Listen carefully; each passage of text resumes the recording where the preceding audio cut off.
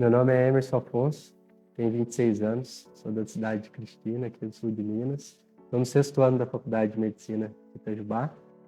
Minha família toda é daqui, né? Todo mundo vive por aqui ou nas cidades ao redor.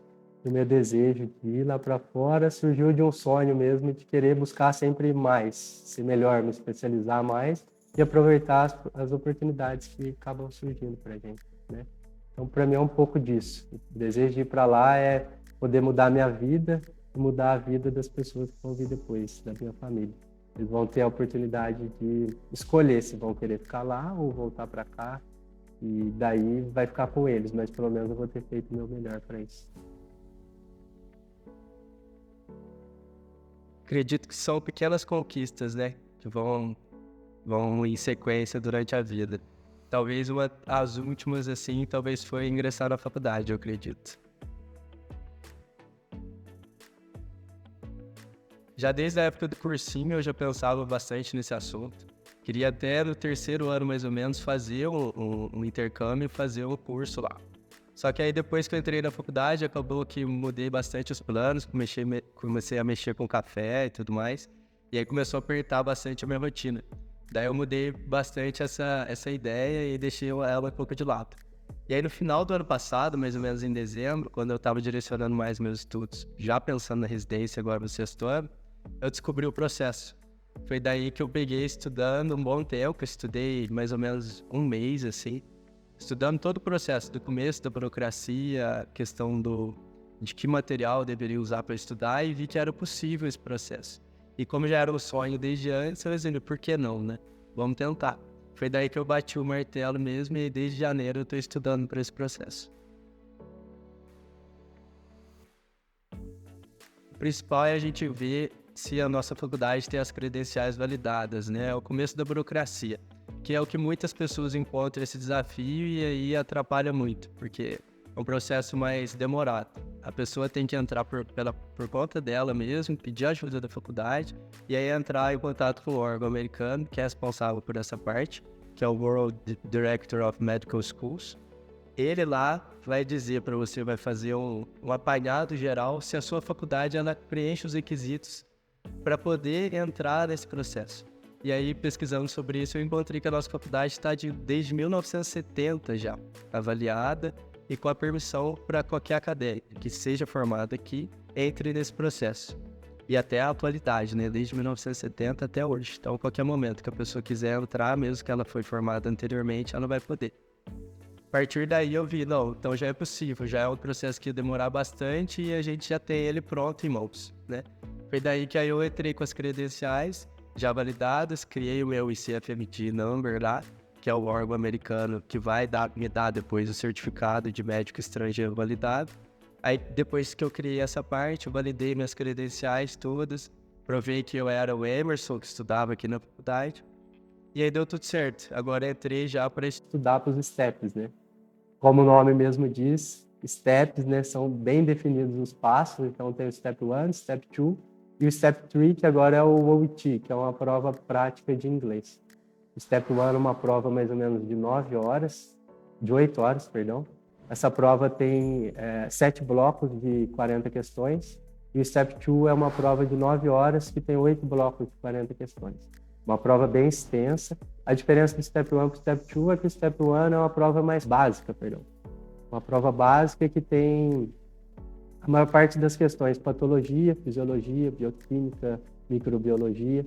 Já o Step 2 é o Step 2 CK, que é o Clinical Knowledge.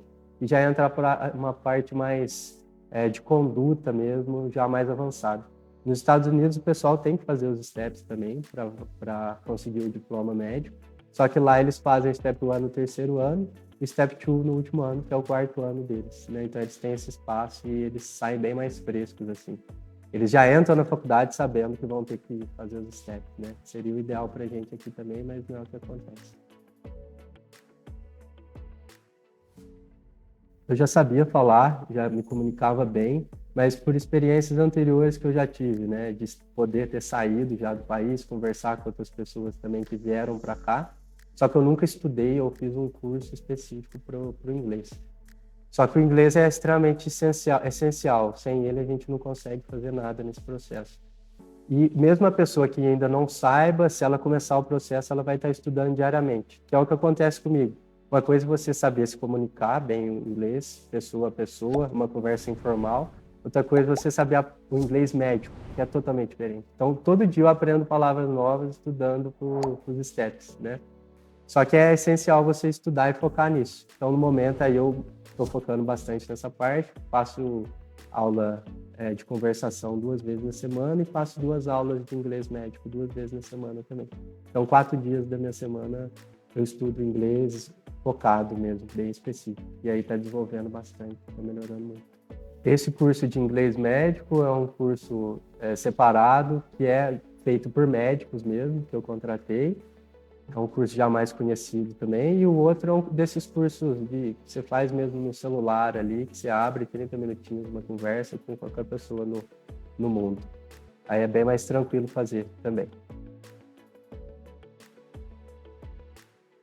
Foi uma dos principais pontos assim para mim, foi definir. E aí, vai deixar tudo de lado e vai focar só nisso? E o que até os meus mentores assim me passaram, porque eu estou fazendo uma mentoria também, para focar naquilo que você quer no momento. Para mim é isso que eu quero agora. Talvez eu mude de ideia no futuro e possa mudar, pelo menos eu vou ter tido um conhecimento diferente, vai ter acrescentado bastante na minha bagagem, né? Mas se isso não acontecer, pelo menos vai ter dado tudo certo, né? E aí, dentro disso, eu estou estudando focado agora, sigo um cronograma. Tudo depende, varia, dependendo do bloco que eu estou. Agora eu estou no postinho, né, atenção primária. É o bloco que eu acho que está sendo melhor para conciliar com os estudos de fora, porque eu tenho exatamente os horários fixos daquilo que eu tenho que fazer e também nos estudos da faculdade para passar nas provas, né? Mas eu sei que de manhã eu tenho um horário para estudar um pouco de inglês e depois que eu chego eu tenho mais um horário, eu faço flashcards, respondo questões e vejo aulas teóricas, né? Tudo isso dentro do idioma deles lá e voltados para os materiais que o pessoal lá de fora usa. E um deles é o UWorld, que é um banco de questões. Eu faço mais ou menos 40 questões por dia, que é o que eu deveria estar fazendo pela mentoria. Dentro disso, eu leio no First Aid alguma matéria que eu tenha alguma dificuldade ou tenha achado alguma dificuldade dentro das questões e assisto os vídeos de aulas teóricas dentro daquilo que também eu acho que eu tenho dificuldade. Tirando, eu vou só fazendo questões. O principal de tudo é fazer questões. E aí eu faço os flashcards do dia que eu tenho que fazer também, para seguir o cronograma.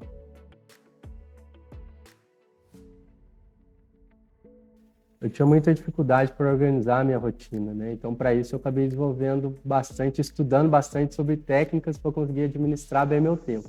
Então, eu coloquei bastante prioridade em algumas coisas e dentro delas eu vou administrando meu dia. Uma delas é, claro, agora a faculdade. Então, cumprir todas as minhas exigências dentro da faculdade é uma das prioridades minhas agora. Outra delas é o exercício físico. Para mim, agora é meio que inadiável ir na academia ou fazer alguma coisa do tipo.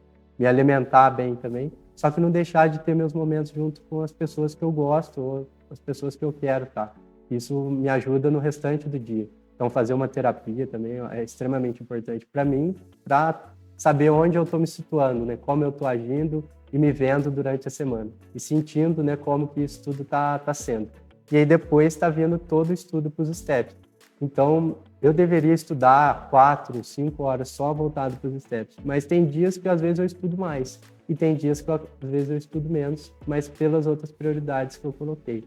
Então, gira em torno de 2, 3 horas, mais ou menos, por dia voltado para isso. Mas todo dia questões, estudar uma parte teórica e fazer os flashcards. Todo dia tem que fazer essa parte.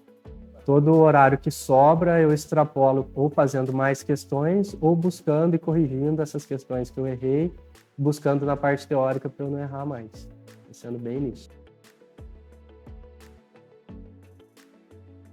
Para iniciar o processo, eu acho que assim, o essencial é você ter esse banco de questões e aí os outros materiais a gente sabe que a gente consegue eles de outras maneiras na internet, né? Mas o principal deles seria esse banco de questões. Ele vai estar girando aí uns 2.000 e pouquinho. Assim. E aí você compra ele o período de 1 ano, né? E você vai usando ele conforme a necessidade mesmo. O restante, assim, as mentorias são importantes também, mas é algo que talvez você conseguir depois. Mas, assim, no geral, uns R$ 5.000 você consegue dar esse start, assim. Sem contar as partes burocráticas, que daí você vai tendo que pagar também por fora, e aí você vai tendo que conseguir outras documentações para adiantar esse processo. E aí a prova varia de $1.100 a $1.200 o Step 1, o Step 2 um pouquinho mais caro, o Step 3 agora eu não sei no momento quanto que ele está custando. Mas no final, o processo todo, assim, que o pessoal fala, porque no final você vai ter que fazer depois do estágio para conseguir carta de recomendação, gira lá nos 100 mil mais ou menos. Você tem que fazer um pezinho de meia antes, ir trabalhando, estudando para conseguir bancar essa parte. Era um sonho mesmo, né? Que agora meio que tudo que eu entro, eu tento entrar de cabeça e me dedicar o máximo possível para ver até onde que eu consigo, né? Mas, assim, no momento é o que eu quero mesmo e eu vou tentar até o final ver se eu vou conseguir. Se por acaso aparecer alguma outra oportunidade que eu veja que seja melhor ainda, eu posso mudar esse plano, né? E sair para algum outro lado. Mas o principal, eu acho que é no final desse ano que eu vou fazer um estágio lá. E aí vou ver na rotina e na realidade deles se é isso mesmo que eu quero. Se for isso, aí vai me dar um incentivo muito mais forte para continuar. Ou se eu ver que não é, talvez eu mude um pouco o plano, né? Vamos ver se é isso mesmo. O meu ponto agora é marcar a prova. Eu estou no ponto só de marcar a prova, que aí eu marco a prova, eles dão um período de elegibilidade de 3 meses para você fazer ela. Eu vou escolher provavelmente São Paulo, você pode fazer Curitiba, BH, algum desses lugares. Provavelmente eu vou fazer no final desse ano, vou tentar fazer no final desse ano o Step 1. E aí Step 2 no meio do ano que vem, em seguida, um mês depois, o OIT, e aí já aplicar para o ano que vem, para 2024, tentar entrar. Vai ser 2 anos de preparação, até mais de 2 anos, né, para conseguir o match mesmo. Vai ser um pouquinho mais, porque estou desde janeiro planejando tudo isso. Mas é porque tem uma janela, né? Então, mais ou menos até setembro é o período que você tem para enviar todas as suas cartas de recomendações, o personal statement, toda essa parte. E aí, daí, eles vão começar a te chamar para entrevista. Depois da entrevista, você passar pela entrevista, eles ainda vão fazer outra peneira, se você for selecionado, aí que você passou. Isso vai ser só em março, né? Então, esse ano eu já não consigo mais fazer os steps, nem enviar minha aplicação, nem porque eu não vou ter conseguido fazer o estágio, nem nada do tipo. Ano que vem eu pretendo até setembro ter tudo pronto. E aí, em 2024, em março, talvez sair. Você fica bem livre. Só que depois que você começou, o Step 1, por exemplo, tem os red flags dos programas, assim, que eles já encaram como algo negativo.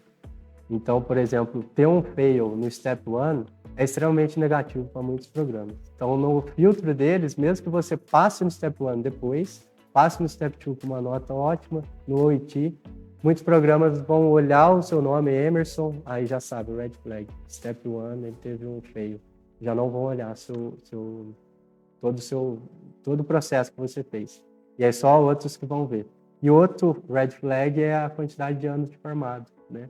Então, acima de 5 anos, você já começa a ter um red flag, de 5 a 10 anos. Aí já complica mais. Só que não é impossível ainda, só que já complica mais. Pelos dados que eles têm, uma pessoa recém-formada que faz todo o processo, de 80% a 95% de chance de dar match. Uma pessoa que já formou entre 5 e 10 anos é de 70% a 50%, mais ou menos, de chance de dar match. Uma pessoa acima de 10 anos, aí já caiu bastante a chance dela. Só que daí entra os casos extraordinários, né? Pessoas que já têm uma fama gigantesca, já têm um networking maior, e aí para elas isso facilita muito. Porque essa é a questão do processo de lá, é ter esse contato direto, de você conhecer uma pessoa e ela te dar uma carta de recomendação forte, ela te indicar o Program Director lá daquele lugar, e aí facilitar o seu processo, né? Esse que é o interessante. Além das provas, é essa parte mais do contato humano ali mesmo.